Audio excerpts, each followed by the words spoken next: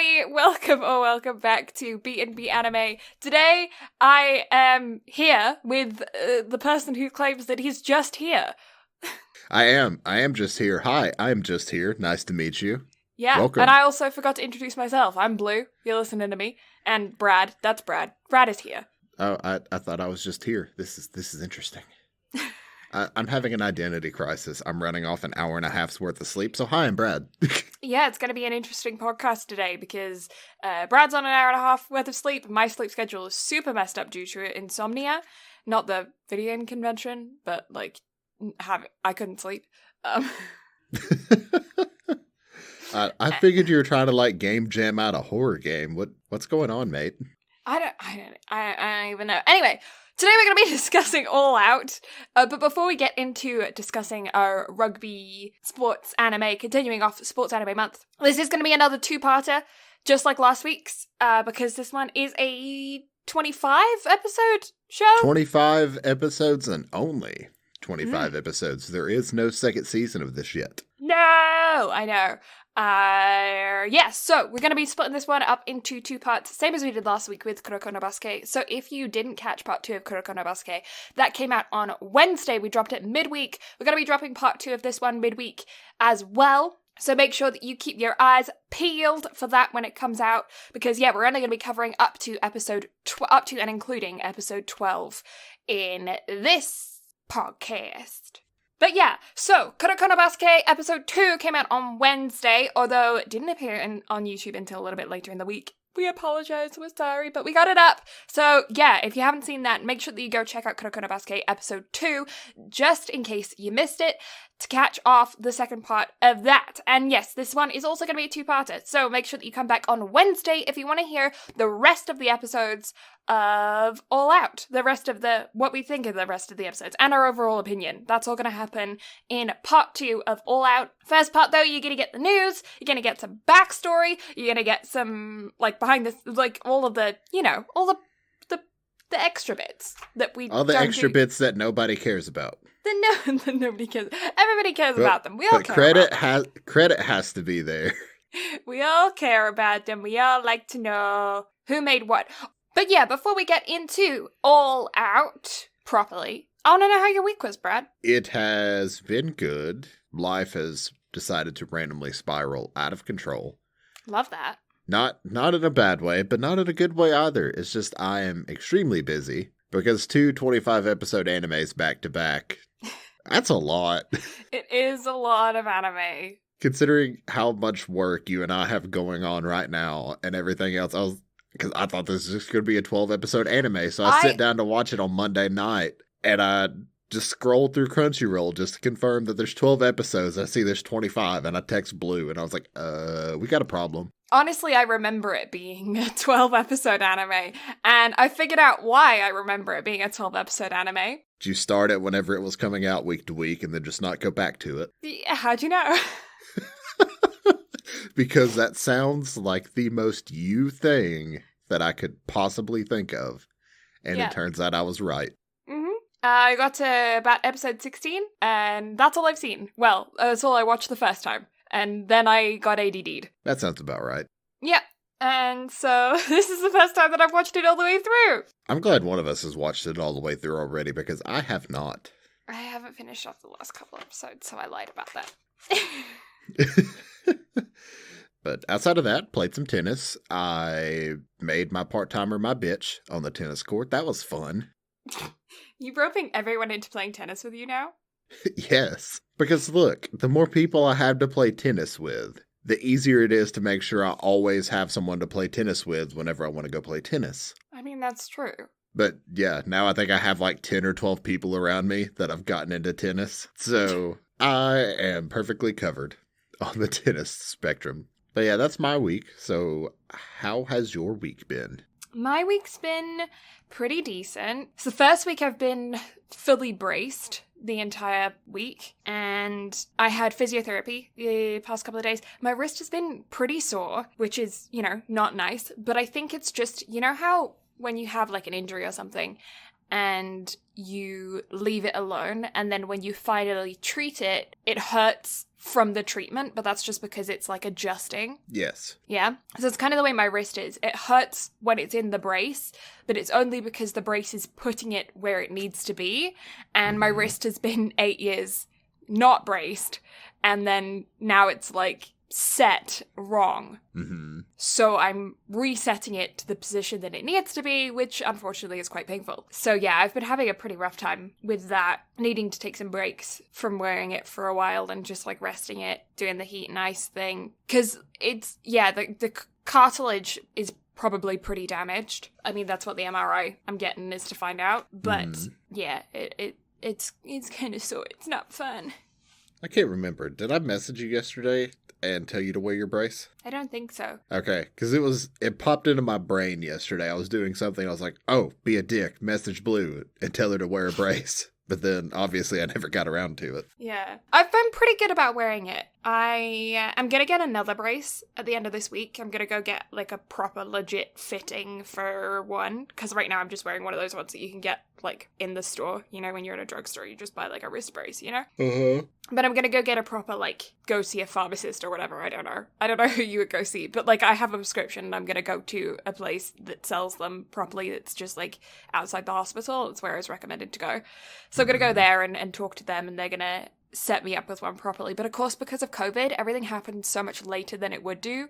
Like, I can't just pop in there, oh, I heard about this place that I need to go there the next day. It's like, no, I have to call and make sure that they're open and see if I need to book a special appointment and, like, all this extra stuff because, of course, there's so many more loopholes to jump through since COVID. Which is annoying. But, you know. Such is life right now. But 1 out of 8 weeks down. 7 weeks more to go, braced. Ganbate, you can do it. Don't worry. If ever you forget, I won't remind you. Because obviously I can't remember to remind you. So, you know. I'm such a great friend. Honestly, I don't even know what I was going to say then. Neither do I. No. I was talking to my mom about ADHD today.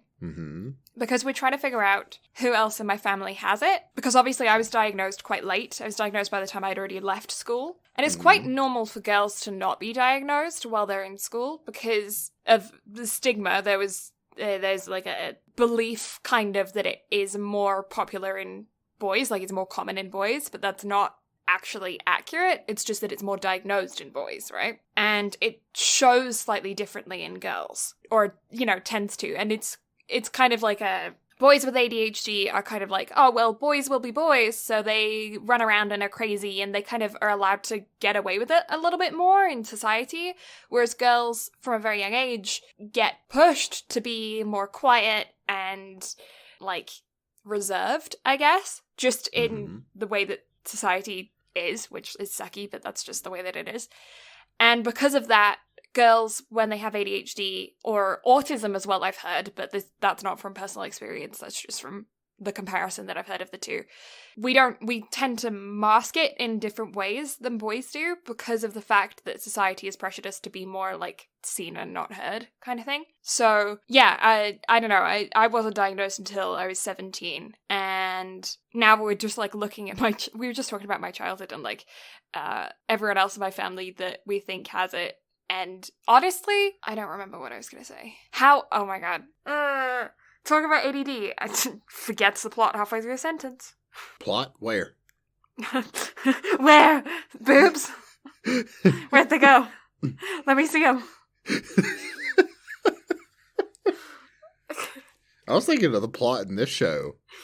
Because that OP, my god. Yeah. Okay, do you want to talk about the OPs? Or at least the first OP? I haven't seen the second OP, so I have no thoughts on that one whatsoever. Okay, because someone who is not an OP kind of gal, frickin' jam, dude. This is a jam. Did you get what I meant, though, whenever I text you? Yeah, that you said it was, like, all-out vibey, right? My Hero Academia. Was that the one that you compared it to? Felt very much like a My Hero OP. Even the animation style felt very My Hero-y. Yeah. I did kind of get the vibe from that as well. When you said it, it was kind of like, oh yeah, I can see it. I jam out to this. Every time I hear the OP, I'm like, yeah, this is cool. It gets me hyped. And I feel like for a sports anime, that's exactly what you want. Mm-hmm. Yeah, it was definitely a good OP, for sure. ED, I haven't much cared for it. I think I've skipped it after the first one, but OP was good. Yeah, same with the ED. I kind of skipped it. It wasn't really, it didn't impact me the way that the OP did. OP, I could listen to it every time. You see, I could, but I was pressed for time. Like, I finished up episode 12 right before we sat down to record this. Mm-hmm. So I was like, I like this OP, but I don't have time. Yeah. I've just, for your reference, I got to episode 19. So I just finished up episode 19. So, news? News! Demon Slayer has officially become the #1 all-time IMAX film in Japan. Yeah! And it's still currently sitting at #5 all-time film in Japan. Mm-hmm. But I have a feeling that'll change sooner rather than later. Because, it's Demon Slayer. Yeah. So that's just the it hasn't released worldwide yet, has it? It has released in Taiwan, and it is the #1 film in Taiwan as well. Nice. Okay. I'm interested to see how it does in its worldwide release. Obviously, it's not going to do as well in the high rankings in English-speaking countries because we don't rank our films the same way. Like, anime films aren't ever going to do as well with our current anime viewing theater way. Like, most theaters don't show them. So, but I feel like it's slowly getting better, especially here in the States. Yeah, like, the more and more popular anime becomes, it's definitely going to be it's slowly going to become more and more mainstream, especially with the success of Demon Slayer, because Demon Slayer has turned into a worldwide phenomenon. Yeah, 100%. And because those stats in Taiwan and Japan are doing so well, I think that's only going to push Western theaters to show specifically Demon Slayer, but then hopefully more anime films in general in the future, at least of the big ones that are happening right now. Like, I wouldn't be surprised if, they start showing things like My Hero Academia, like the next film that's going to come out from that one. Obviously, they missed this past one, but, like, I wouldn't be surprised if, like the big shows that are doing really well in numbers right now, I feel like they should, if they don't jump on it, it would be a huge missed opportunity for them, and they're not doing well right now anyway because people aren't going to the theater very much in general because of at-home viewing stuff with like Netflix and Hulu and that, but also because of COVID. I feel like most theaters are doing really bad for numbers right now, and they need everything that they can get. And to be the first place to watch an anime film that does so well online, and therefore so many spoilers happen, I think they could really get a benefit out of being the first ones to release it so that people get an early viewing, so that they don't end up like us people over in like Canada don't get spoiled by you Americans getting to watch everything first. So here's a thought. Mm-hmm. What if Regal and all the other cinemas decided to start doing online viewing? Interesting. Like, buy your ticket online, go into a virtual room, and, like, just watch films on your PC. Now, granted, they would have to do something along the lines of, like, trying to set up software to prevent you from running screen cap software in the background. Mm-hmm. But I think that would be a really good way for them to try to start making their money back without having to put employees and everyone else at risk. Yeah, it does make sense. I don't know how they would manage to do that, because I feel like it's probably something that like Netflix and Hulu have already tried to do. Mm-hmm. Or at least if they haven't, I think that would be silly for them not to try and do, because they've already got an established online platform. Well, like, I think it's something that Disney is trying to do right now with Disney Plus, with that like $30 membership for like Mulan and whatnot. Mm-hmm. That's something that you need to consider as well, because movie theater tickets are generally really expensive. Like, I think it's pretty known between everyone that we all consider them to be overpriced, but the reason why we find them acceptable is because going to the movies is kind of an experience, right? You go there not just to watch the film, but you go there for the atmosphere, you go there to get out the house. It's more than just watching a movie at home, which is why it's kind of okay to pay those prices. But to do it online for you to then watch it in the comfort of your own home, they can't, in my opinion, charge the same fee that they do to go and see a movie in person. And I don't know whether or not they would make the same kind of money by doing it online because I personally wouldn't pay the same price that I would to go to the movies than I would to pay for an online movie at home, to rent one for like 24 hours or watch it for a time slot. Well, again, it goes back to the thought we had about the whole Disney Plus Mulan situation. Yeah. I think it would be fine if you charged a higher flat rate. Yeah. Because you can't control how many people sit down to watch that film. Mm-hmm. So in Mulan's case, you're paying $30 to sit down and watch Mulan, but you can either have just you, your significant other. That's true. Or go have 10 or 15 people over at your house and watch it if that's what y'all want to do. And you also you're not limited to only watching it once. I think with Mulan, you got it for a 24-hour period or a 48-hour period. Something along that line. Yeah. And you can pause it when you need to be. Yeah, exactly. So I think that would be okay. But again, if they set up like actual showing times for those films just to make it somewhat more of a theater experience, then I feel like it could work. I don't know. They definitely wouldn't have time to get all the logistics and everything figured out before, or hopefully before all of the COVID thing. Do what? Before Demon Slayer specifically? Well, Demon Slayer specifically, but also before hopefully a lot of the COVID stuff cools down, because I feel like this is something that would take a long time to try to R&D. Yeah. But... Well, I don't see it being necessary for film companies to use cinemas as a middleman. Like, obviously, cinemas are a middleman between when a film company releases a film and then it goes on DVD, right? They need the cinema to show the film so they can get those box office ratings, right? It's where they make most of their money back.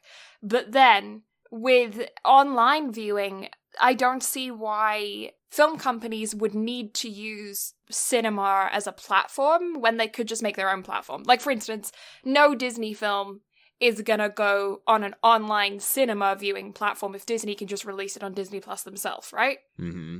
So, like they did with Mulan. So if all of the other big film companies just follow in Disney's footsteps, then online cinema via cinema companies wouldn't be necessary. Weird times we live in, man. Yeah.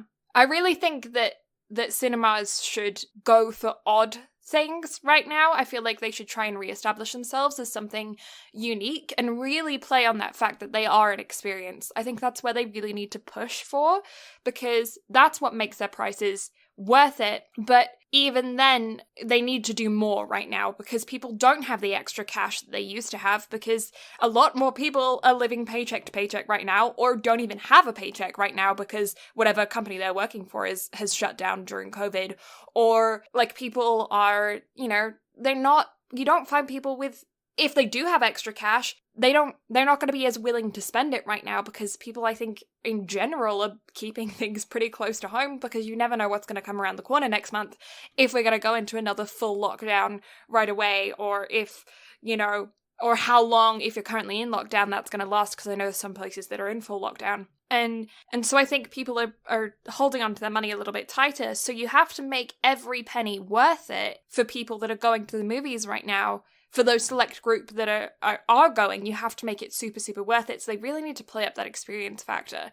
And doing that, I think, I really like the idea of, making some, like the 18 plus viewings, making it an adult experience. Possibly having like hot meals or like proper hot drinks, hot coffees, pair up with Starbucks or something if you're gonna have like a coffee company or like get deals with other people, especially other businesses that are also not doing great right now, and make it more of a old-fashioned theater-going experience as opposed to the kind of 2000s cinema experience that we're used to, where you go and buy a crap ton of popcorn and spill it all over the place and there's a baby crying somewhere, Well, I did see a photo of something not too long ago that apparently some theaters just in COVID times had decided to let you rent out an entire theater. I think it was like $100. Yeah. And you could show whatever you wanted, or the one photo that I saw, they were playing Mario Kart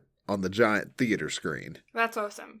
And I think that's a really cool concept and idea. Yeah, agreed. Because, especially with games coming out like Assassin's Creed Valhalla and Cyberpunk 2077, that would make for a phenomenal viewing experience of, like we talked about prior, of how people would, or you in your case, like to watch your brother, and how Walker and everyone else like to watch me. Yeah. It would make for a really good experience of something like that. Well, you could go so much further with that. If you were like, okay, so say a big cinema company, Cineplex. If you were Cineplex right now, losing a lot of money, not doing well with your views, why the heck are you not hitting up top, like, streamers and being like, hey, would you like to do a charity stream in our movie theater where you, like, you come in, set up all your equipment or whatever, play on the big screen in the theater. We can run like a promotional thing for your fans in the area, find a few of your fans, have them come, like, meet up in the theater. It'll be a great place for you to meet them, have a meet and greet right now that nobody can really do, but also be able to keep that distance because, I don't know, say you got like 100 seats in the theater, have like 20 fans that are lucky enough to be able to come. They can keep everyone properly distanced in that easily. And then you can also have your streamer like stream from the theater. It'd be fantastic advertising. I can also agree with that. It's definitely an interesting thought. There's so much that could be done with this idea, and I think it's definitely something that it would be viable for theaters to look into. Mm-hmm. But I don't know. Nice. Anyway, we were going to talk more about the news. What else have we got for news? So, not to change the topic from Demon Slayer, but we're back on Demon Slayer. So, Demon Slayer is going to officially be releasing its final volume of the manga on December 4th. Dun, dun, dun. That's heartbreaking. It is. I don't want Demon Slayer to end. I kind of do. Not because I don't think it's like good and I want more content. Obviously I want more content. But I love when good things end while they're still good. I don't know how I feel about it, because after having one of those latest chapters spoiled for me, I think it's too soon to be calling it an end. Do you? I do. Interesting. Because I haven't been able to talk to a single soul about this spoiler. But if anyone knows, you know why. So I can't see it ending knowing what I know, or I can't see it ending so soon. Huh. But I guess I'll have to actually get caught up that far in the manga to actually know for sure. Yeah. But yeah, it's just saddening. Yeah, I don't know. I guess we'll see. I have only seen the anime, so obviously I'm nowhere near as far ahead as you are. I really like it, and I hope that it ends off really, really well. I have to say that I prefer things that end when everyone still, like, wants, leave them wanting more kind of thing. Mm-hmm. Well, I definitely think that Demon Slayer has a lot to continue off of. Again, I haven't read anything past the train arc. Mm-hmm. But I'm incredibly excited for the train arc itself, and also just to see everything else that's coming. Mm-hmm. But we'll see. We'll definitely see how it ends. Nice. Speaking of other things coming to an end, for the final piece of news, Evangelion's final film has officially finished all of its dialogue recording. Oh, fun, okay. So, for one, I had no clue that Evangelion was still going. But, yeah, that's exciting to know that they're making another film.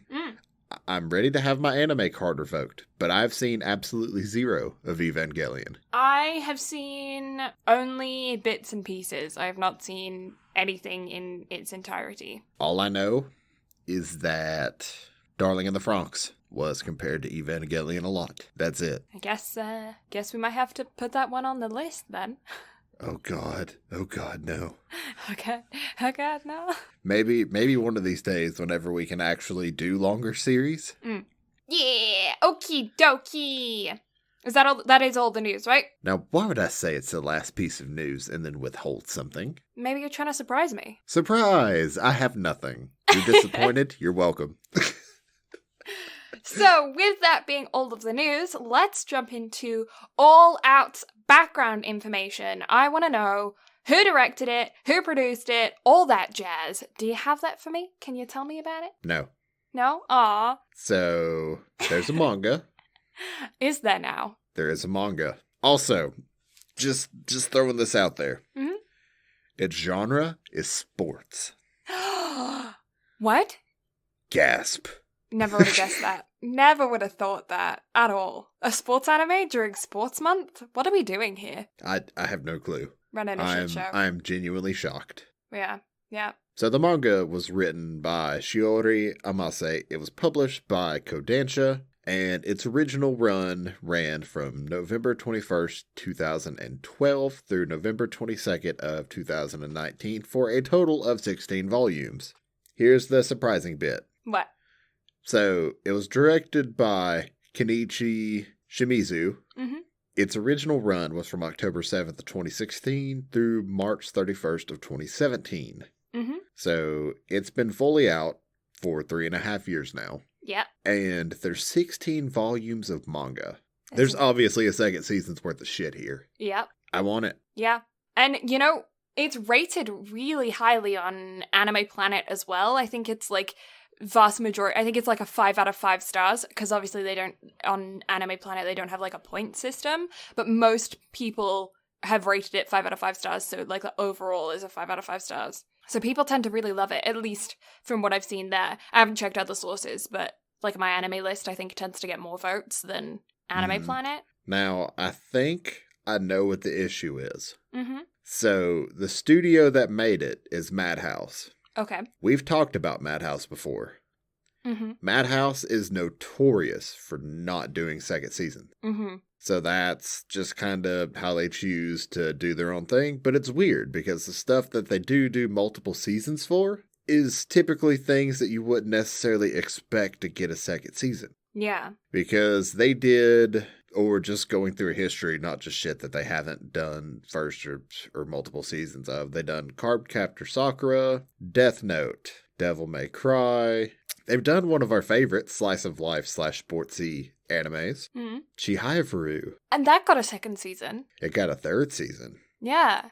But they also did the first season of One Punch Man. Do you think that there's a possibility that All Out could switch studio for a second season? I don't think it had that much popularity. No. The only anime that they've produced that has been popular enough to be swapped studios to have a second studio is One Punch Man. Yeah. And Bones got a hold of it. So I don't know.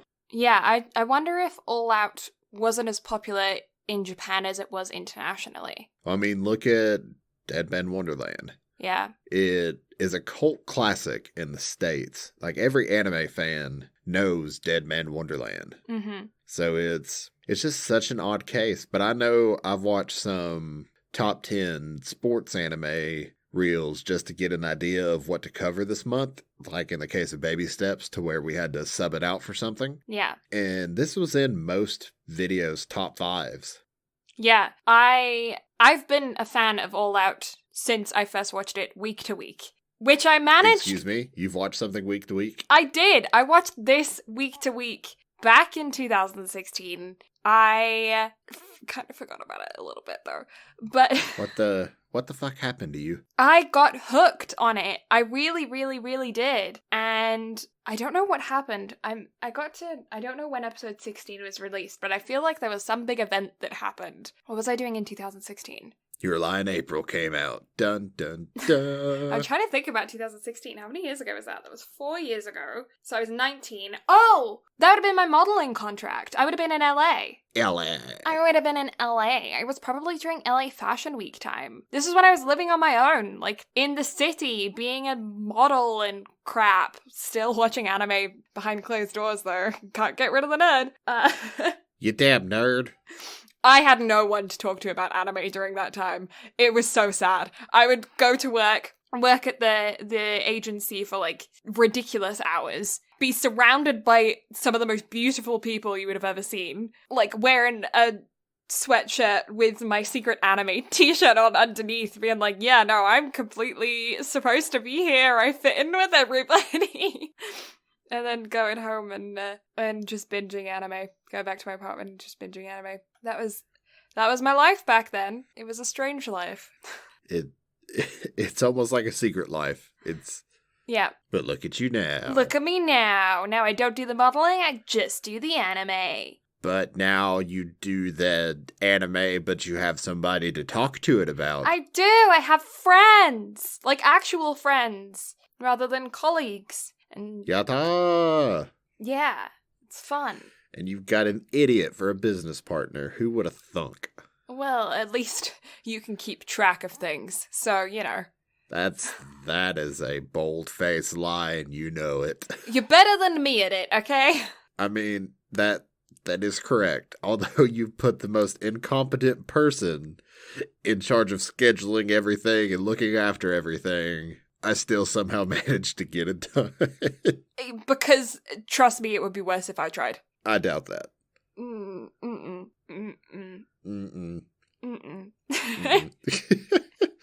But, yeah, that's all the background. That's all the background? That's all the background. I got through everything that I needed to talk about. I've Nice. done my job. In that case, let's go for an overview of All Out before we jump into the spoilers and going into episode by episode and the comparison that I want to get to between All Out and last week's Kuroko no Basuke. So, overview time. We are dealing with a high school team of rugby players. That is the sport that we're covering this week, is rugby. And yeah, our team is Jinko. Jinko is our team. And we're dealing with our main character is Gion. He is a first year.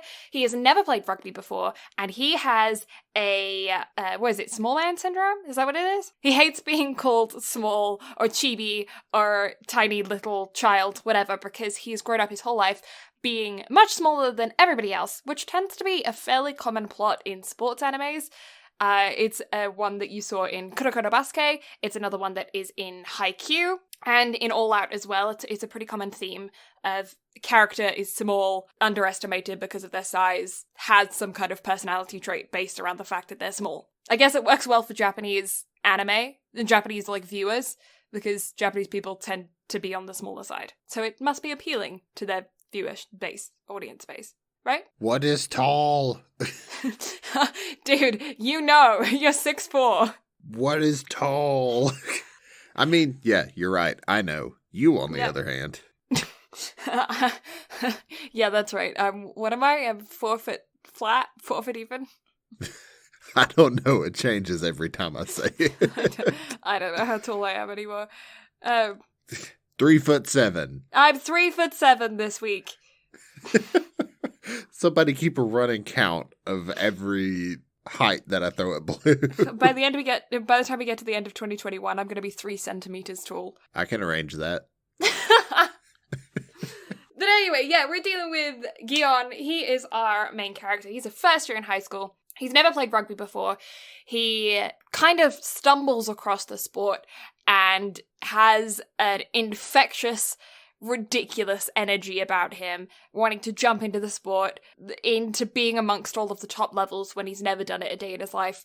And it's about him, it's about the rest of the team, it's about the captain, Sekizan, and his relationship with his senpai and the previous members who have already graduated from school. And it's about them being a team together, getting to coach, learning about each other, and progressing on to hopefully play in tournaments and hopefully do well in tournaments. And yeah, it's a pretty simple concept of sports anime, pretty consistent with the high school team competing against other high school teams in a large tournament base. That's not very unique to this specific anime, but this one is quite unique because I don't know off the top of my head another anime that is based around rugby. I don't either. No. So I find this one pretty unique in that sense. But yeah. Oh, and also, what I was going to say before I track on the spoiler chicken hats for anybody who hasn't seen All Out, if you do not know anything about rugby, this is a fantastic anime to watch, because unlike Kuroko no Basuke, this goes into really good detail explaining things along the way, but I also feel like if you know a fair amount about rugby, like I went into this knowing I had some knowledge about rugby. I played very briefly for a very small period of time when I was really quite young. So I had some kind of very mild experience with rugby back when I lived in the UK. So under the age of 10, when I say I was young. And so I was going into it with a small basis of knowledge, and I didn't find that anything was over-explained. Maybe if you're like a rugby player, and you like know a lot about the game, you may find it a little bit tedious, but the way that they do it is very short little snippets every now and again of just teaching you, like, all the way through. So it's not like the first 3 or 4 episodes are crammed with rugby knowledge being shoved down your throat. It's like a trickle of information all the way through the anime. So I don't feel like, personally, if you know a lot about rugby, you would find it really boring, because it's not getting thrown at you all at once. So I feel like you could watch it and then just be like, oh yeah, you know, and just not pay attention for those like 15 seconds while they explain that one thing, and then go on and watch the rest of the episode, you know? Agreed. Yeah. But for somebody who doesn't know anything about rugby, I feel like it's a fantastic place to start, and might even get you interested in a sport that you've never even thought of learning about before. So yeah. I know, I'm intrigued. Yeah. Well, American football is incredibly similar to rugby, because if I remember correctly, and this is me going off of knowledge my dad told me once many years ago, but rugby, football, and American football all originated in the UK from a collection of schools, like all boys' schools, and they all went under the same name of football, and then they tried to make a league, but they couldn't make a league because all of the schools had different rules and regulations, and they all disagreed on those rules and regulations, and so they ended up coming out with 3 different sports. And American football ended up going to the US, where it kind of cultivated there. Rugby kind of became a thing and then went down into Australia more, and that's kind of where it's really prominent, and in Wales as well. And then football kind of became the main one in the UK, in England. But I think they all originated as being like the same sport, and then they tried to make a league and couldn't because all the schools had different rules, and so then they separated off into 3 different individual sports. I think that's how that went. Somebody who has better sports knowledge will be able to correct the history on that or give more details than that. But yeah, rugby and American football are pretty similar in sports, in like the way that they work. They are somewhat similar. There are some major differences, though, but there are things in common that you can see between the 2. Definitely. Yeah. Okay, so spoiler chicken hat's on, and I'm first to want to talk about the... actually, do I want to talk about it now, or okay, yeah, I guess we'll get into the episodes, and then when I come across it, then we will talk about it. Wait, what? The comparison between Kuroko and this. About their with first the explanations? Game. About the first game. First game. Oh, that. Yeah. Because I feel like All Out did a really, really good job. Yes, it's definitely what Kuroko should have been, in my opinion. Mm-hmm. But we'll get more into that. We'll get more into that later. Let's jump into the first episode. Episode 1, this year's first years are hilarious. After Jinko High School's entrance ceremony, a group of thugs try and make a gentle giant, Iwashimizu, first year, become their errand boy. But they happen to insult Gion by calling him small. And he's a huge firecracker. He does not handle being called small well. So, they quickly learn that was a mistake. And Gion and Iwashimizu end up kind of like hanging out a little bit, and they go and watch their senpai at a rugby game, at practice at their rugby practice. Gion is a complete noob and is enthralled and jumps in right away, full steam ahead. Iwashimizu, however, has apprehensions. He injured his captain and friend in middle school right before their national qualifying match, traumatizing him and making him not want to play rugby anymore. Gion actually gets him to tackle him to try and like get him over his fear, and it works, and he joins the team. That's our first episode. What was your initial impressions, especially with the animation style? Their eyes kind of weirded me out. Yeah. But it definitely took the anime a minute to grow on me. Mm-hmm. It's definitely odd, starting out for sure. But it had a likable quality about it. Yeah. I actually remember feeling the exact same way. I remember being not, like, immediately attracted to the animation style and finding Gion's eyebrows really frustrating. But I actually feel like it's one of my favorite animation styles to this day now, because it's so unique that in my brain I remember it. Like, I can picture it visually, compared to other animes where I don't necessarily... You know, I know the storyline, I know the characters, I could probably picture the characters if I tried hard enough, but, like, they don't immediately come to my visual brain, you know? Maybe that's just where you and I differ. Mm-hmm.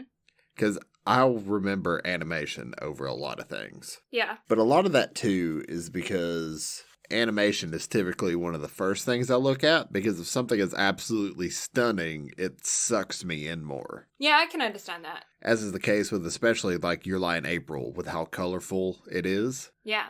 It's just captivating. Yeah, there's a romance that I think you would like that is beautiful. Shoot. What is that? The Ancient Mage's Bride. Oh. Yeah. Beautiful. Absolutely beautiful. It's 24 episodes. It's a long one. But it's one of the most, like, it was one of those ones that I looked at and I was like, oh my god, that's pretty. And I don't do that very often. So, have you actually seen Marcus Bride? Well, I saw that. That's it, though. So, you've only seen the visuals from it. You haven't actually seen the anime? Oh no, I watched it. We should cover it at some point, because I've watched it. Have you? I have. Ah. I watched it week to week whenever it was coming out. Did you? Do you agree with me on the visuals? Oh, it's definitely very visually pretty. Okay, episode 2, I want to tackle. Practice begins for the newbies, and Gion is determined to tackle. So much so that Captain Sekizan decides that he is going to tell Vice Captain Mutsumi to get Gion to do the turtle practice. The turtle is an exercise where you have to, like, get on your hands and feet and, like, flatten down and kind of crawl, but, like, your knees can't touch the ground with a flat back across the ground. And it looks exhausting. I used to have to do these in football. I highly do not recommend. Yeah, looks horrible. In football, we called them the bear crawl. Okay. And it's not fun at all. Yeah, looks horrible. Looks really bad. So, but that's what he has to do, and he ends up doing it for like 3 hours straight. And in exchange, Gion will then get 5 chances to tackle Sekizan. Gion does this for days, and soon, with the help of some after practice from Iwashimizu, he is able to tackle the captain off of his feet by going for those ankles. The captain, shocked that he was able to do this after only a few days, decides to lift up Gion's shirt to look at his back muscles. Turns out that Gion would hang from the playground monkey bars for hours to stretch himself taller, and because he had nothing else to do while he was there, he just did pull-ups. So he's got, like, these insane back muscles, and basically he was just doing the turtle to correct his posture. This man was absolutely jacked from the back. Like, they did that, and I was like, somebody in that animation room was just taking a piss whenever they fucking animated that. Yeah. But you know what? I actually really appreciate their explanation of that, because it's one of the most frustrating things for me when watching a sports anime, when one of the main characters starts off the bat having never had any experience in any kind of sport before, and then all of a sudden becomes one of the top athletes, and their body just wouldn't be able to be, like, to be able to do the things that they do because they have no prior athletic experience.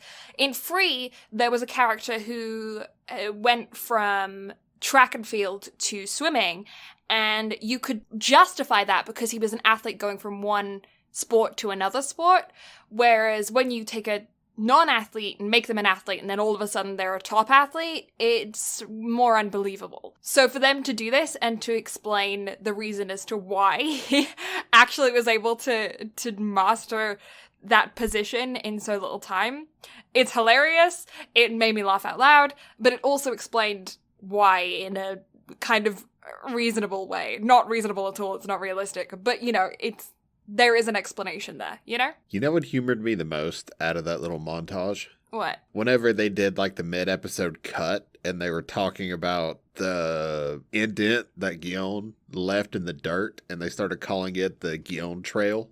Yeah. Just where his feet every single day just dug a trench into the dirt. Mm-hmm. That humored me. Mm-hmm. I like those little, like, the half episode where the adverts would go. They always made me laugh. I like how they made it the manga strips. Yeah. But not only was it the manga strips, it was like Crunchyroll got lazy during their licensing of it, and they put it up with all the Japanese characters first. They're like, oh shit, we need to go back and change those. So they white it out and put the English text over it, but it goes up with the Japanese text first. Mm-hmm.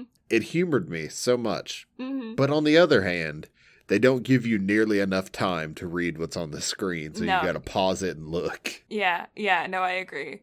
That did make me laugh as well, though. But I anyway, got a kick out of it, because it was always great. It was really enjoyable. it was, yeah, no, agreed. But anyway, so the guys then decide to arrange an upcoming practice game with Keijo High. They're the school that Iwashimizu's old captain, who he injured, which caused his, trauma and not wanting to join the rugby team in high school, now goes to. And Gion starts kind of looking at positions of where he wants to go in the team and ends up having, specifically taking a look at the wing position. Episode 3, What's Most Important? The practice game begins, but Iwashimizu is seriously struggling with his mental block. He's still not completely over the fact that he dislocated his captain's shoulder. Yeah, which I completely understand. I've never played a full contact sport. That sounds like it would mess you up. Yes. But I mean, especially in a sport like that, that's debilitating.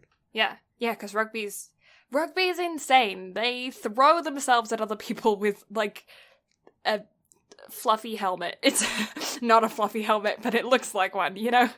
Compared to American football, you look at American football guys with their shoulder pads and shin guards and freaking helmets with mouth guards on and all of this equipment. And then you look at rugby and they look like they're going out there naked, dude. Yeah, it's something else. Yeah, it's like when you see cricketers catch a cricket ball and they just have no mitt, and it just hurts my hand. Yeah. Compared to American baseball. Not just regular baseball. American baseball.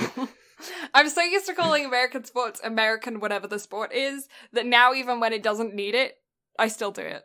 American basketball, American baseball. You worry me sometimes.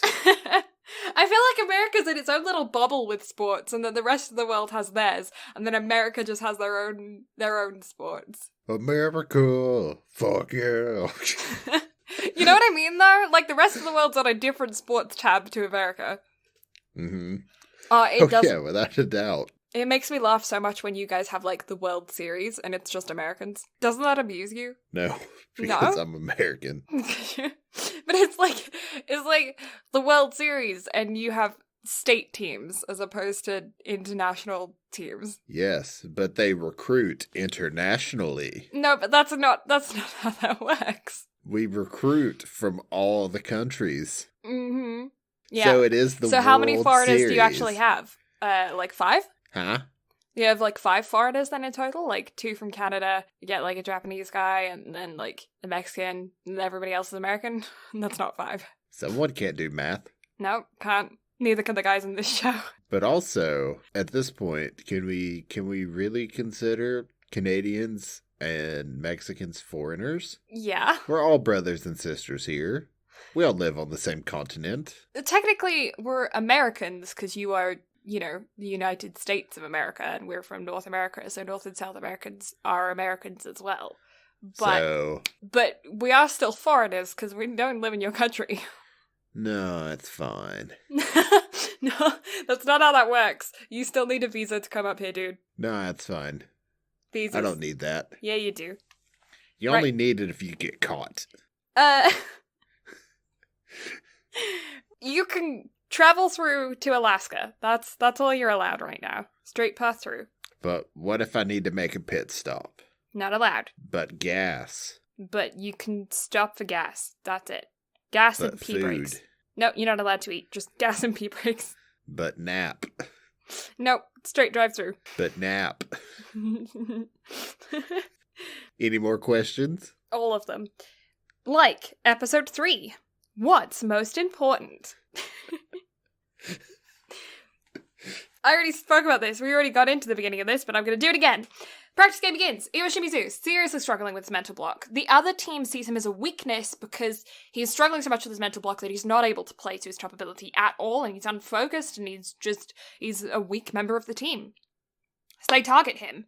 His old captain is frustrated with his behavior because he knows that he can play much better than he's doing right now, and so he's clearly aggravated with him for being like, I used to play with you, you are not this isn't who you are, this isn't the kind of player that you are, and is like upset with him. He wants to play against his old teammate, and he wants to play against his old teammate to the best of his abilities. But with some help from Gion from the bench, he manages to snap out of it and ends up being able to show his worth and kind of prove himself a little bit. Seki-sen, the captain, has a strange relationship with their vice captain, who he played in their first year of high school together. Seki-sen at the time was surrounded by really half-assed team members and he was the only one who actually truly wanted to win, working 10 times harder than everyone else. They're behind in the game and they need to start to do something so they can change the flow.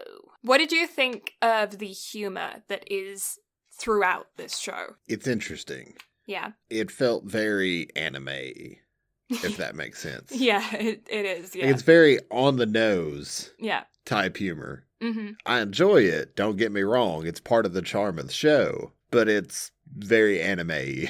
Yeah, it's like where Kuroko had stereotypical, like, hair colors and boob jokes. All Out has stereotypical, like, brotherly team bonding jokes. Yes.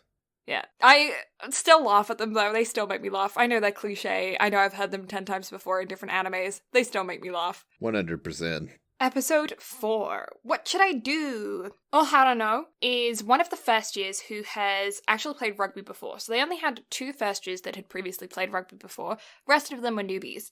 And the other one was obviously Iwashimizu, who just got over his mental block in the last episode. And with the two of them playing, Jinko was actually doing all right. But most of the players don't have a ton of experience, and their teamwork isn't great because of it. Not to mention, they're missing a solid wing because their wing is actually sitting out this game. With just 5 minutes of time left, they are properly behind, and Seki-sen decides to sub in Gion to attempt to change the flow of the game back to them. Gion's just a crazy dude who can tackle. Like, that's all he can do. He's a small dude, he's fast, and he can tackle. And with that being his only experience, his only knowledge of the game, he doesn't even know the rules of the game really yet, and only a week's worth of experience under his belt, of practice under his belt, he just charges in hard and fast, doing what he only knows how to do.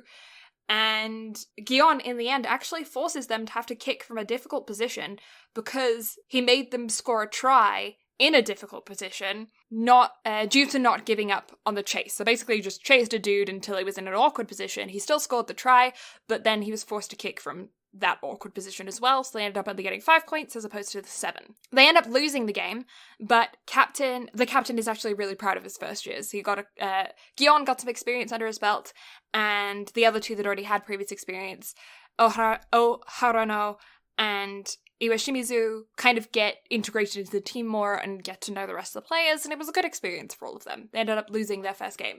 And this is what I was talking about with the comparison to Kuroko no Basket when you were saying last week that you would have preferred it if Kuroko and his team had lost their first practice game to then establish them even further as underdogs and to make their next win even better. Mm-hmm.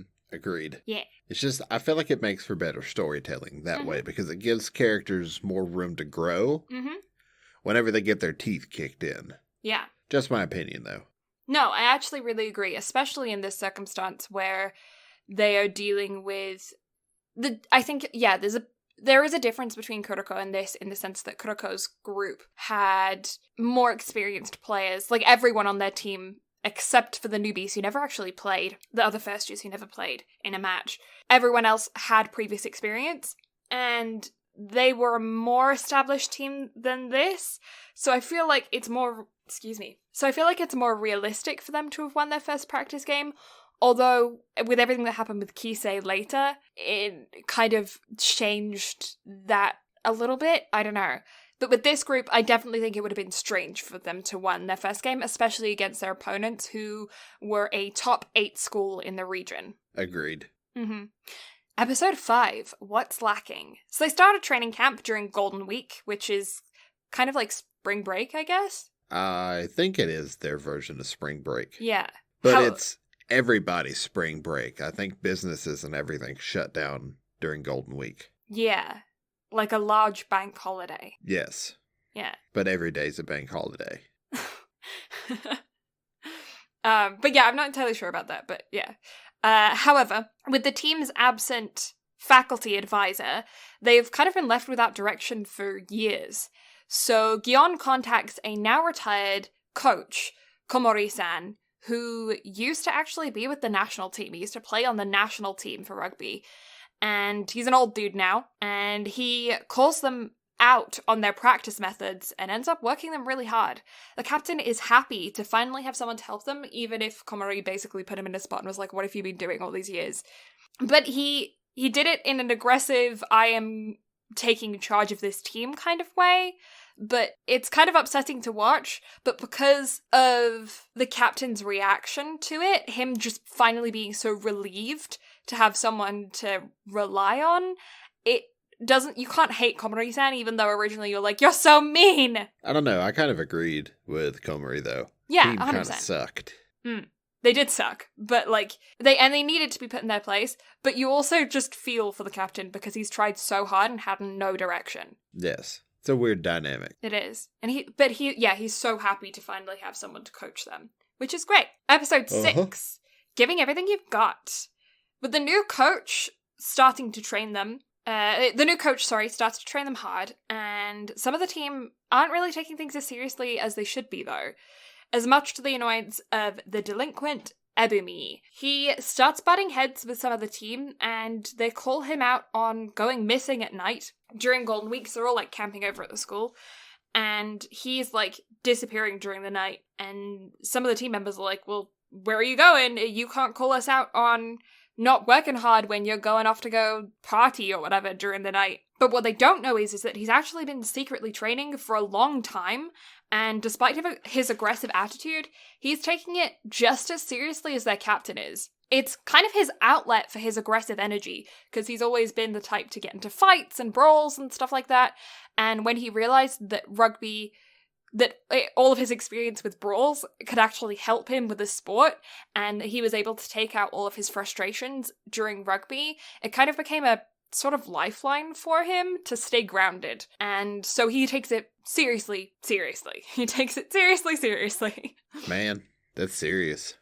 Yeah. The coach tells them that their goal of getting to Hanazono isn't lame, but they need to go all out to be able to get there. Throwing in the title into the mix. What? No. And Hanazono is like their big like championship tournament. It's like where everyone wants to go to really like show each other up. Episode 7. I want to be able to do everything. I spiked the mic. I want to be able to do everything. Better. Nah, keeping the first one. The coach is being super hard on Gion because he isn't actually playing for the team, and basically calls Gion out and being like, hey, you're not playing rugby yet. You've only been playing for a month, but you're not playing rugby yet. Iwashimizu helps him realize that he still has a lot of frustration and resentment towards large guys for the way that he's been treated in the past. He's basically bullied for his entire life because he's a small dude, and he was trying to join sports teams. He tried to join like a volleyball team, basketball team, football team. Nobody wanted him because he was small, and he ended up getting a lot of resentment for them, just trying to find his place in a team and with people. And because of that, he's got this like bad energy towards big guys, and so that's all he's been doing when he's been tackling them, is taking out all of his past frustrations on them. But soon enough, because of Iwashimizu's words and the coach calling him out, it clicks for him, and he officially mentally joins the team. And the training camp ends, and that's basically episode 7. It's just like some background on Gion and some relationship building. I actually really like how certain episodes throughout the show are just taken to really establish bonds between characters, and different characters as well. It's not just main character with someone. It's quite often like odd team members. Just gives you more reason to care about all the other characters, not just Gion or Iwashimi or whoever. It just makes you want to care. 100%. And that's pretty difficult to do with a 15-member team. Well, it's more than 15 members because not all of them play all the time, but there's 15 members on the field at any one time. I think there's probably like 20 members on the team in total, if I have to estimate. I feel like 21, 22, something like that. Yeah, however, I feel like there's about 5 or 6 on the bench. That's a metric fuck ton of people on the field. It is, yeah. Episode 8, Ball Games. The coach calls their faculty advisor out on being neglectful. The coach calls their faculty advisor out on being neglectful and tells him to come watch their next practice game against a super high-ranked school. The game begins and their opponent are being really shady with their tactics of barely legal plays and fucking with them mentally, trying to anger Jinko into not playing well, successfully. It's kind of all the episode 8 is. Their faculty advisor sucks balls during this section. Yeah, their faculty advisor's a fucking prick. Right? Mean. Not a nice person at this time. Episode 9, You've Gotten Stronger. The game progresses and their advisor is an ass. He's an absolute dick. He's not just a dick about the fact that he completely neglected them for a really long ass time, but he's like being a dick to them while they're playing. Like they're trying hard and he's just like, well, you should be like, what are you even doing? I don't know, he pisses me off. So mean. Oh, Haruno ends up getting subbed out for Ebony, and they manage to make a slight comeback with his help. Ebony is their wing, who wasn't on the field during their first practice game, but he is on the field during this practice game, and he is really fast and really good at playing. He's just a bit hot-headed because of, like, the way that he functions. He's just a hot-headed guy.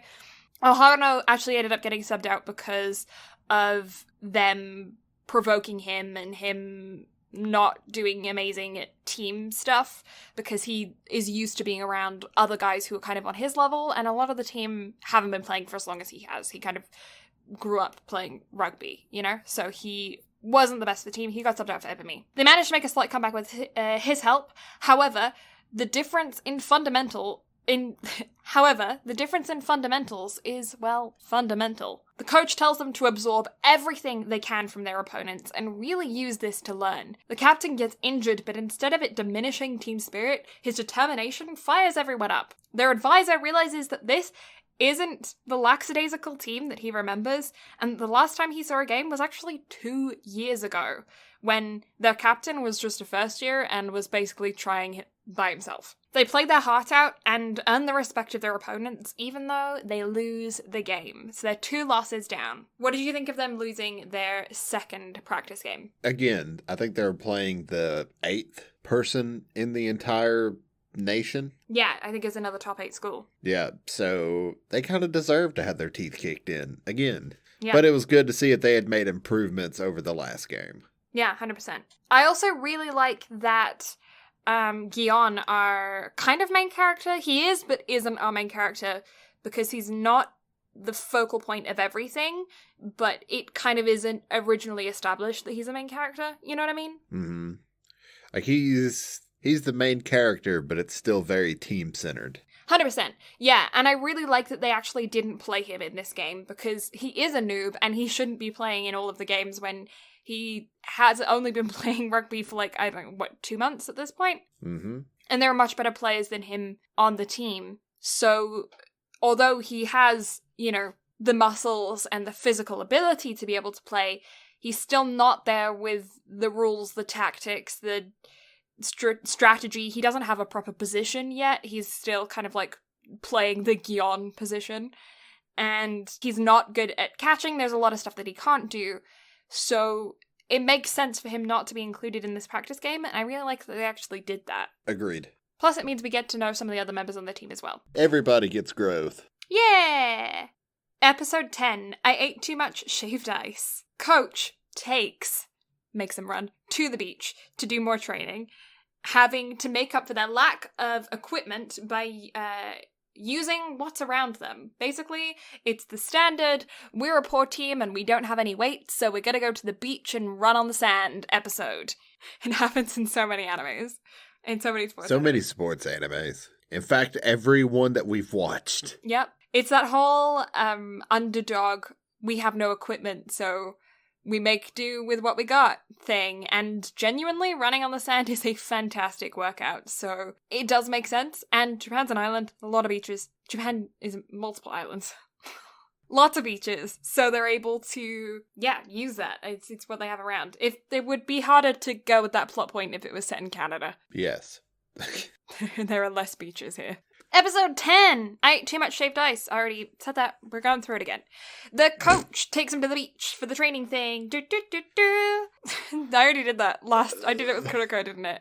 We're going to the beach. Do, do, do, do. No, you also did that at the very beginning of this episode. Did I? Yeah, there you go then. Did. I'm living in a SpongeBob world. Obviously. Living in a SpongeBob world. I'm a SpongeBob girl in a SpongeBob world. Life is spongy. It's a sponge. Okay. Sorry, we're real stupid today. Gyeon ends up talking to Gyeon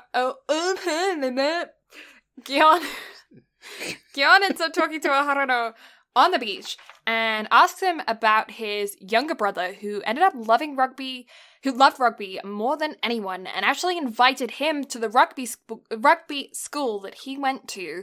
That is the reason why he's the first year that, like, knows it so much and is such a good player. However, it turns out that he quickly surpassed his brother, even though his brother had been at the school before him, and his brother was younger than him, but he still quickly, like, surpassed him and ended up putting his brother in, like, his shadow, and eventually pushing him to quit rugby. And because of that, he won't stop playing rugby until his brother joins back again, even though he now hates rugby, because he feels this level of guilt for the way that things happened with his brother, because brother loved it, really wanted to play, and then he's like, hey, older brother, you should come join!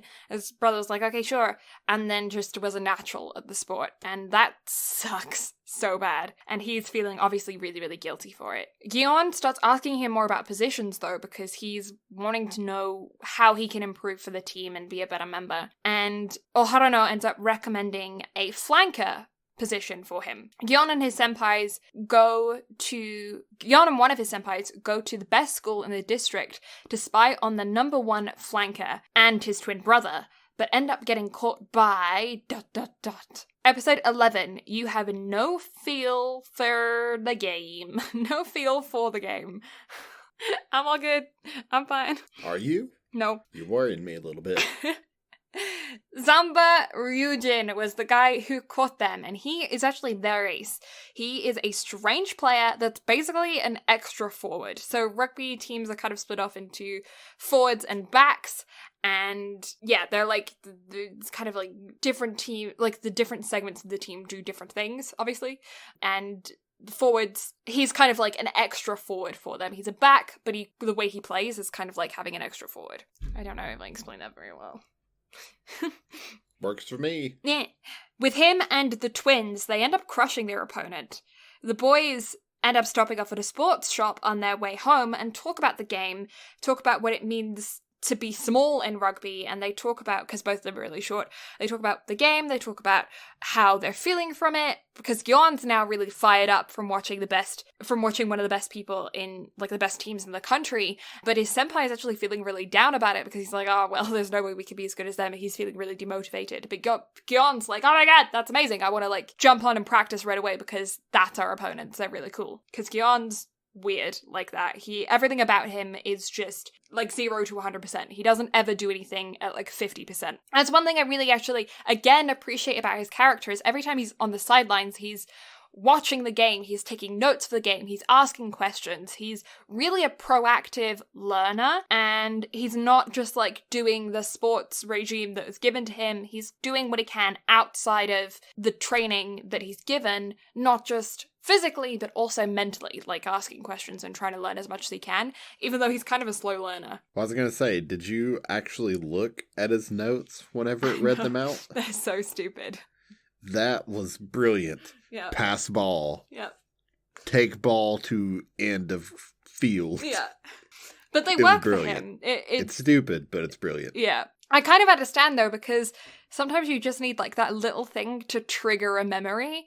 And I feel like that's kind of what he was getting at. It makes him look really stupid, but I feel like it's kind of like he just needs, like, a little trigger to get the thought through. Maybe I'm giving him too much credit, though. Slightly.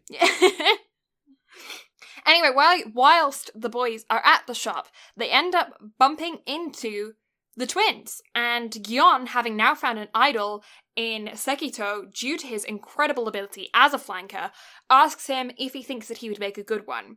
He ends up testing Gion at a playground, and Gion fails. However, his twin brother sees the potential in Gion due to his willpower that reminds him of how his otaku brother used to be. Episode 12, Joint Practice. This is the last episode that we're going to cover today before we jump into what we think so far of the anime, and then the rest of all of the episodes we are going to cover this week, coming Wednesday. And the rest of the episodes we're going to be covering on Wednesday, so be sure to come back and check out part 2 of this podcast episode in its midweek release. Episode 12, Joint Practice.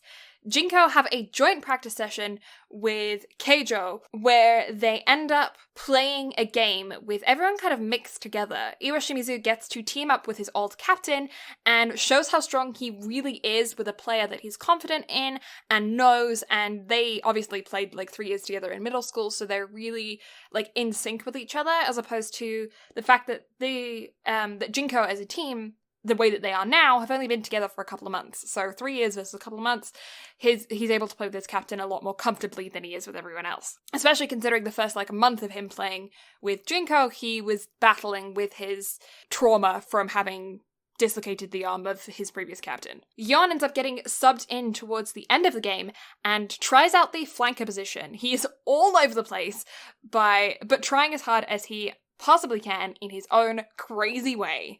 The coaches end up bonding, and overall it was a great learning experience for Jinko. And that is where we're going to end for today. So what do you think so far? So far, probably the best sports anime we've covered to this point, in my opinion. Ooh, I think I agree, to be honest. I think I agree. There's still 13 episodes to let me down.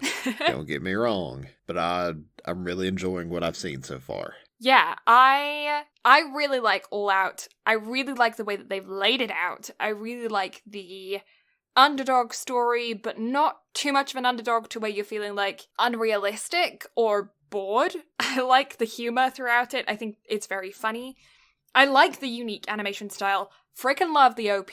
Think it's great. I like that they have not all good guys. I feel like they've got some real good anti-heroes throughout the show. Mm. And I like how they give airtime to a lot of the characters, and that only continues as the show progresses. That's definitely a good thing, because the more characters it makes you feel for, ultimately the better off it's going to be as the show progresses. Yeah, and they do a really good job of introducing a new character's backstory and then referring back to the characters that they've already established, so you don't feel like they show someone and then that person kind of disappears and they just showed them for a while. They keep that person, they include a new person, but they add them into the fray as opposed to chucking somebody else out to replace them, you know? Yeah, agreed. But yeah, that's my thoughts. Any extra thoughts on your end? For right now, I don't know if I have any thought. Let's wrap this bitch up. So, you can find the absolutely lovely Blue Lavender on Twitch at twitch.tv/Blue Lavender. Whenever she decides to end her hiatus, I can speak. I do real words, me human. You can also find her on Instagram and Twitter at Blue Lavender STM, and on YouTube and TikTok at Blue Lavender if you like the artsy thingies.